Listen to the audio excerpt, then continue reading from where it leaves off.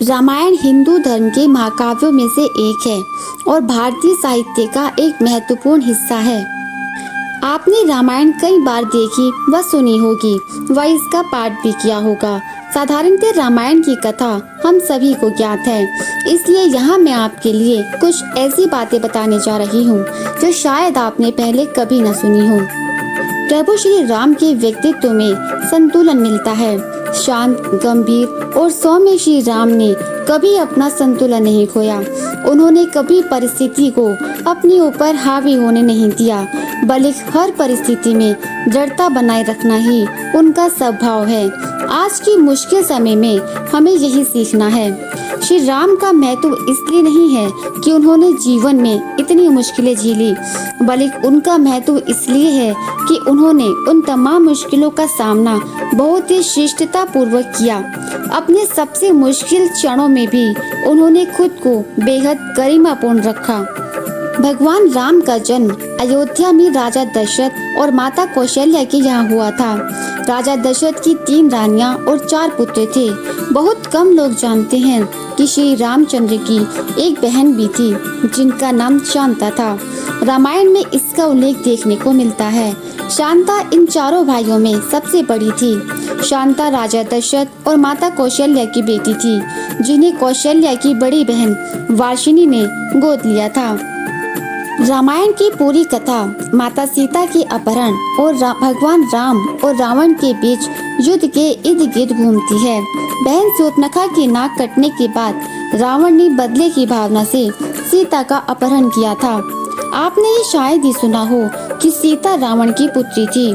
कई लोक कथाओं और प्राचीन ग्रंथों में माता सीता को रावण की पुत्री बताया गया है।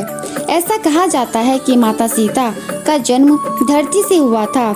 राजा जनक को खेत जोतने के दौरान सीता एक कलश में मिली थी। राजा जनक सीता को घर ले आए और उनकी परवरिश की।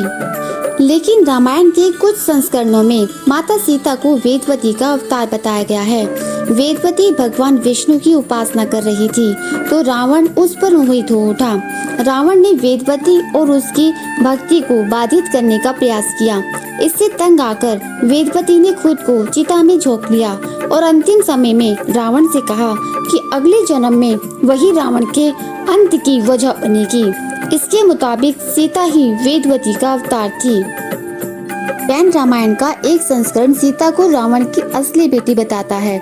मंदोदरी को जब सीता के रूप में संतान प्राप्त हुई तो रावण बहुत खुश हुआ, लेकिन जैसे ही यह भविष्यवाणी हुई कि सीता ही रावण के विनाश की वजह बनेगी, उसने तुरंत सीता को कहीं दूर छोड़ने का आदेश दे दिया। हालांकि रावण ने हमेशा सीता के ठिकाने पर नजर बनाए रखी। जब रावण को पता चला कि सीता किसी राजा जनक को खेत में मिल गई है तो वह बहुत प्रसन्न हुआ कि उसकी बेटी एक रानी की जिंदगी बिताएगी। रामायण के अनुसार रावण अपनी बेटी के स्वयंवर में भी शामिल हुआ था। रावण यह जानकर बहुत खुश था कि उसका विवाह अयोध्या के राजा राम से हो रहा है। 14 वर्ष की वनवास से पहले तक सब ठीक ही चल रहा था, लेकिन जब रावण को पता लगा कि उसकी बेटी राम के साथ वनवास भोग रही है तो उसने फौरन सीता का अपहरण कर उसे वापस लंका ले जाने का फैसला कर लिया ताकि वह अपनी मां के साथ सुख से रह सके। लेकिन लोगों ने इसे रावण के प्रतिशोध के रूप में देखा, क्योंकि राम और लक्ष्मण ने उसकी बहन शूर्पणखा की नाक काट दी थी। हालांकि रावण अपनी बेटी को दुखों की चुंगल से निकालना चाहता था। रावण अक्सर नींद में सीता का नाम पुकारता था, इसलिए मंदोदरी ने भी सीता के प्रति उसके लगाव को गलत समझा। एक अन्य कथा के अनुसार शूर्पणखा भी रावण से बदला लेना चाहती थी। राक्षस के परिवार की होने की वजह से शूर्पणखा को अपना वेश बदल लेने की शक्ति प्राप्त थी। चेहरे के रंग के साथ साथ अपनी आवाज भी बदल लेती थी। शूर्पणखा ने अपने पसंद के व्यक्ति से विवाह किया था। शूर्पणखा के पति का नाम विदुजीवा था और वो राजा कालके का सेनापति था। कालके के साथ हुए युद्ध में रावण ने विदुजीवा को मार डाला था। उसका भाई ही उसके दुर्भाग्य का कारण बना। पति की मृत्यु के बाद शूर्पणखा ने अपनी पूरी जिंदगी लंका और दक्षिण भारत के जंगलों में बिताई। वो कुछ दिनों के लिए अपने रिश्तेदार खर और भूषण के साथ भी रही। पति के मारे जाने के बाद वो अपने भाई रावण से बदला लेना चाहती थी, लेकिन उसे रावण की शक्तियों का एहसास था। जब उसने श्री राम के पराक्रम के बारे में सुना तो रावण से बदला लेने की उसकी इच्छा फिर से जाग उठी। इसलिए उसने राम और रावण के बीच दुश्मनी पैदा करने का काम किया, जिसकी वजह से रावण ने सीता का अपहरण किया और अंत में राम के हाथों उसकी मृत्यु हुई। रावण के पुत्र मेघनाथ को यह वरदान था कि जो व्यक्ति 14 वर्षों तक सोया ना हो वही उसे हरा सकता है। वनवास की पहली रात जब भगवान राम और माता सीता कुटिया में विश्राम करने चले गए तो लक्ष्मण जी कुटिया के बाहर प्रहरी के रूप में पहरा दे रहे थे। तभी उनके पास निद्रा देवी प्रकट हुई। लक्ष्मण जी ने निद्रा देवी से यह वरदान मांगा था कि उन्हें 14 वर्षों तक निद्रा से मुक्त कर दिया जाए। निद्रा देवी ने उनके इस इच्छा को स्वीकार करते हुए यह कहा था कि उनके हिस्से की निद्रा को किसी न किसी को लेना ही होगा। तब लक्ष्मण जी ने निद्रा देवी से विनती की थी कि उनके हिस्से की निद्रा को उनकी पत्नी उर्मिला को दे दिया जाए। कहा जाता है कि निद्रा देवी के इस वरदान के कारण लक्ष्मण जी की पत्नी उर्मिला लगातार 14 वर्षों तक सोती रही थी और लक्ष्मण जी जागते रहे थे।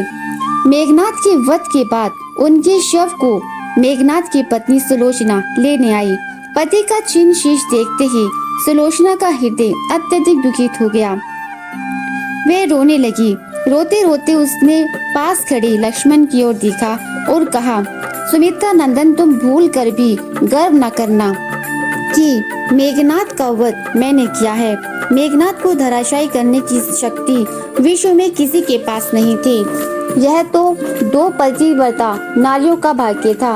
अब आप सोच रहे पड़ गए होंगे कि निद्रा देवी के प्रभाव में आकर उर्मिला 14 वर्ष तक सोती रही तो सास और अन्य परिजनों की सेवा करने का लक्ष्मण को वादा उन्होंने कैसे पूरा किया। तो उत्तर यह है कि सीता माता ने अपना एक वरदान उर्मिला को दे दिया था। उस वरदान के अनुसार उर्मिला एक साथ 3 कार्य कर सकती थी। अगर आपको इस वीडियो से आप जानकारी मिली हो, कुछ इजाफा हुआ हो आपकी नॉलेज में, तो चैनल को सब्सक्राइब करें, अपना समर्थन दें। धन्यवाद।